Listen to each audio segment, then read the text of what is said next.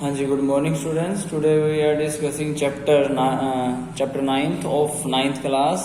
It is a force and law of motion, laws of motion. So last lecture में हमने force के बारे में पढ़ा था. Now we are discuss about what can force do. तो force से क्या क्या असर हो सकता है. तो force can change the speed of a body. Force can change the direction of motion of a body, and force also can change the shape of the body. तो some type of changes can force can do. तो ये अगर ये question आता है कि what force can, तो इस तरह से क्वेश्चन आ सकता है कि state the various effect of force. ठीक है, तो अगर इस तरह का क्वेश्चन आए कि क्या क्या इफेक्ट जो है फोर्स डाल सकती है, तो इट कैन चेंज द, आप ये भी बोल सकते हैं कि it can change the state of rest of motion. ठीक है, it can start or stop of motion, it can change the speed direction of the motion of the both, it can change the size या फिर shape भी लिख सकते हैं of the body की. तो ये कुछ इस तरह का क्वेश्चन अगर आता है तो ये आपको लिखना है. उसके बाद आता है what is the balance force. अगर बैलेंस फोर्स की डेफिनेशन आती है देन वी कैन राइट कि when force acting upon a body, जब एक फोर्स जो है किसी बॉडी के ऊपर लगती है फ्रॉम टू अपोजिट डायरेक्शन से, फ्रॉम द अपोजिट डायरेक्शन से. ठीक है, जब दोनों तरफ से फोर्स लगेगी तो डू नॉट, कोई भी बदलाव नहीं आएगा. Do not change the state of, ना तो रेस्ट में अगर वो है तो उसकी रेस्ट की पोजीशन चेंज नहीं होगी, अगर वो मोशन में है तो उसकी मोशन की भी पोजीशन चेंज नहीं होगी ऑफ द ऑब्जेक्ट की. Such force is called the balance force. ठीक है, बट अनबैलेंस फोर्स ऐसी फोर्सेज है जिसमें से दो अपोजिट डायरेक्शन से अगर कोई भी फोर्स लगती है ऑन ए बॉडी वे, तो move a body in the direction of greater force. जिस तरफ से ज्यादा फोर्स लगेगी बॉडी उसी तरफ जो है मूव करने लग जाएगी. सच फोर्स विच ब्रिंग मोशन, जो किसी को मोशन मिल जाए या मोशन को रेस्ट मिल जाए, इस तरह की फोर्सेस को जो है अनबैलेंस फोर्स भी कहा गया है. ठीक है, सो आपको ये सभी हेडिंग्स जो है समझ में आ गई होंगी. So now the next question is numerical of the force and law of motion. Calculate the force required, हमें निकालनी है.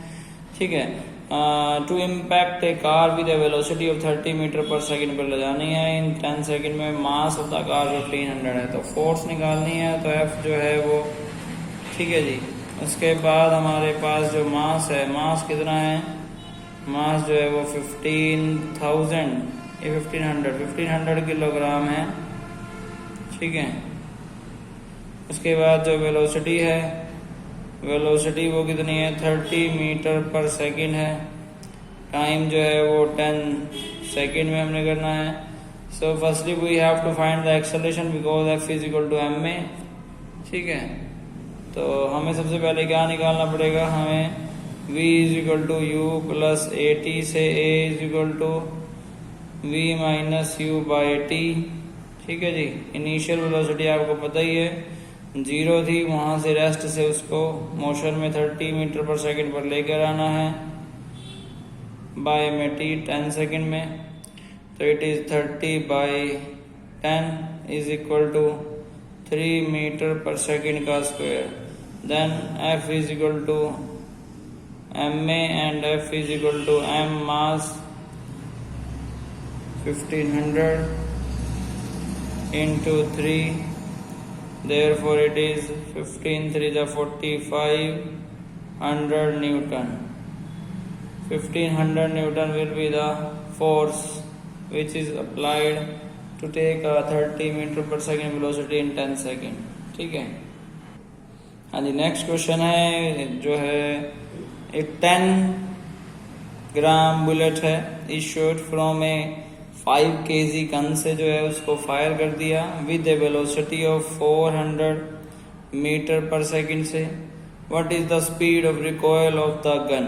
ठीक है, तो हमें जो है एक तरह से वेलोसिटी निकालनी है कि कितनी वेलोसिटी से गन जो है वो उसने रिकॉयल किया, यानी कि वो बैक आई. ठीक है, यानी कि जो है थर्ड लॉ ऑफ मोशन के बारे में जो है हमें बताना है कि कितना लगा. मोमेंटम एक्चुअली में हमें फाइंड आउट करनी है, बट इज द मोमेंटम में उसकी वेलोसिटी कितनी थी. तो यहाँ पर सबसे पहले हमें मास स्मॉल m जो है वो 10 ग्राम है.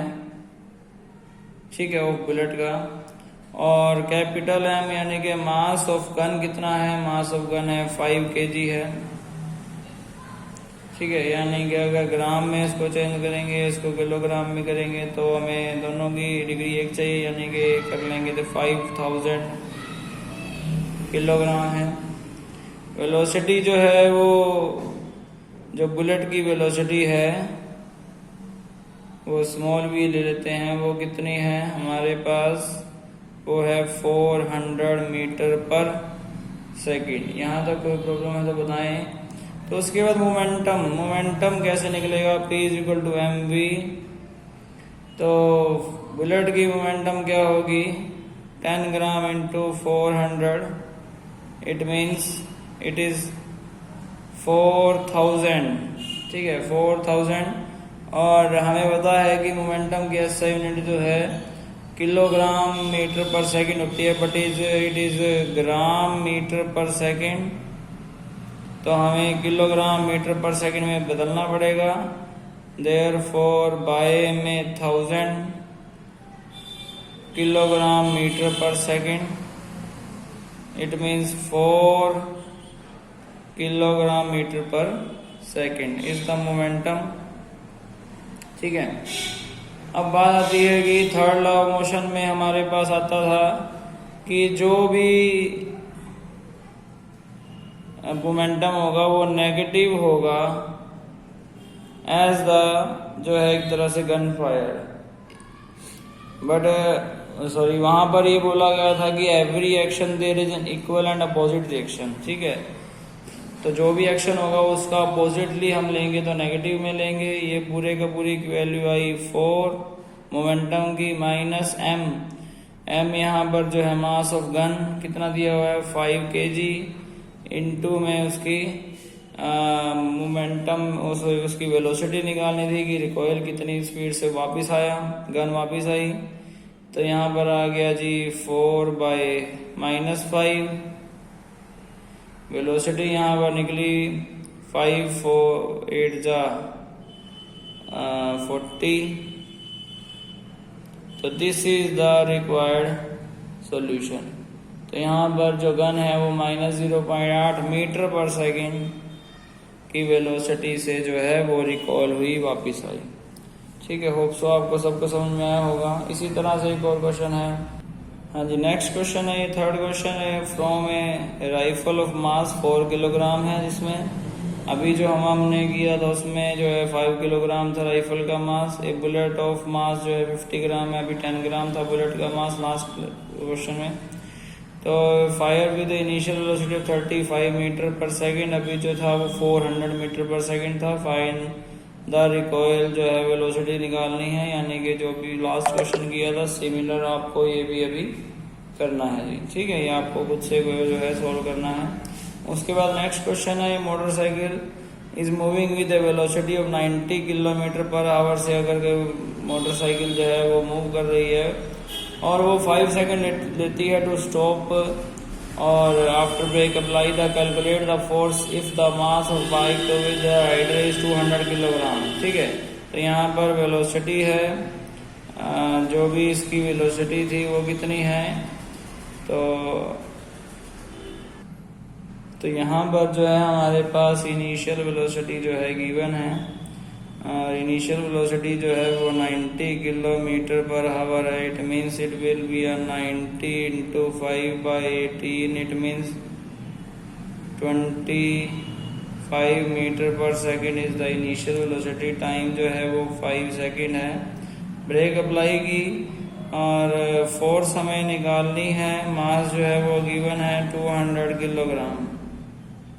ठीक है, उसके बाद अगर हम जो है v is equal to u plus AT से एक्सेलरेशन निकालें, जो कि v minus u by t होती है, जो कि v जो है फाइनल वेलोसिटी 0 हो जाएगी। इनिशियल वेलोसिटी है 25 एंड टाइम है 5, therefore -25/5 it means -5 metre per second square की इसकी एक्सेलरेशन है जो नेगेटिव में आई है। और जब भी बैकवर्ड फोर्स लगती है किसी को रोकने के लिए तो F is equal to -m में -m जो है मास है उसका कितना है 200 kilogram into -5 minus minus plus 1000 Newton जो है वो फोर्स लगेगी, जिससे जो है वो मोटरसाइकिल जो है, बाइक जो है वो रुक जाएगी। ठीक है, और सो आपको सबको समझ में आया होगा। अदरवाइज इसमें क्या कर सकते हैं, जैसे ये जो है अगर हम पॉजिटिव ले लें, then it is also positive, then it will be a negative. देन हमें लिखना पड़ेगा कि ये जो नेगेटिव इंडिकेट कर रहा है, कि फोर्स जो नेगेटिव है ये इंडिकेट कर रही है कि ये बैकवर्ड डायरेक्शन में जो है फोर्स लग रही है। ठीक है, या फिर इस तरह से नेगेटिव ये इंडिकेट हमें करेगा। हाँ जी, तो ये नेक्स्ट क्वेश्चन है 30 किलोग्राम अगर शेल को फ्लाइंग करा दिया जाए at a speed of 48 metre per second पर, तो उसका जो एक हिस्सा है जो 18 किलोग्राम वाला था वो रुक जाता है बीच में ही, और वाइल द रिमेनिंग पार्ट जो है वो आगे चला जाता है। तो फाइंड द वेलोसिटी निकालनी है। तो टोटल मास कितना है, टोटल मास है उसका 30 किलोग्राम। ठीक है, कंबाइन उसकी वेलोसिटी जब पूरे इकट्ठे थे तो 48 मीटर पर सेकंड की वेलोसिटी वो उड़ रहा था। ठीक है, तो पार्ट जो अलग हुआ वो कितना है, वो 18 किलोग्राम है। तो बाद में जो मास रह गया, सेकंड जो मास है वो कितना था, वो 30 माइनस 18, वो 12 किलोग्राम मास जो है वो बाद में रह गया। ठीक है जी, तो ये जो है मान लो कि मास 1 जो है वो कितना था, जो रह गया वो 18 किलोग्राम है, और मास 2 जो है वो 12 किलोग्राम है। ठीक है, उसके बाद वेलोसिटी जो है पहले की जो है वो फिर 0 हो गई जब वो रुक गया, तो इसकी वेलोसिटी, इसकी v1 जो है वो तो 0 हो गई। ठीक है, v2 इसकी जो है वो निकालनी है, जो 12 किलोग्राम वाला पार्ट जो रह गया है उसकी वेलोसिटी निकालनी है। तो मोमेंटम का फॉर्मूला आपको पता ही है कि मोमेंटम जो है of combined mass is equal to sum of momentum of the part, यानी कि mv बराबर है m1v1 प्लस m2 v2। ये इसका जो है फॉर्मूला है। m जो है कैपिटल 30, कैपिटल 48। ठीक है, मास पहले का 18, वेलोसिटी होगी 0, दूसरे का मास 12, वेलोसिटी निकालनी है। आफ्टर दैट ये जो है यहाँ पर मल्टीप्लाई की 3 8 जा, या फिर हम डिवाइड भी कर सकते हैं। 30 इंटू 48 इज इक्वल टू, ये तो 0 हो गया, प्लस 12 v2, तो ये 12 आ गया डिवाइड में। 30 into 48 by 12 is equal to velocity निकल जाएगी। ठीक है, 120 जो है मीटर पर सेकंड की वेलोसिटी रह जाएगी उसकी। This is the required solution. Hope so आपको सबको समझ में आया होगा। Thank you so much.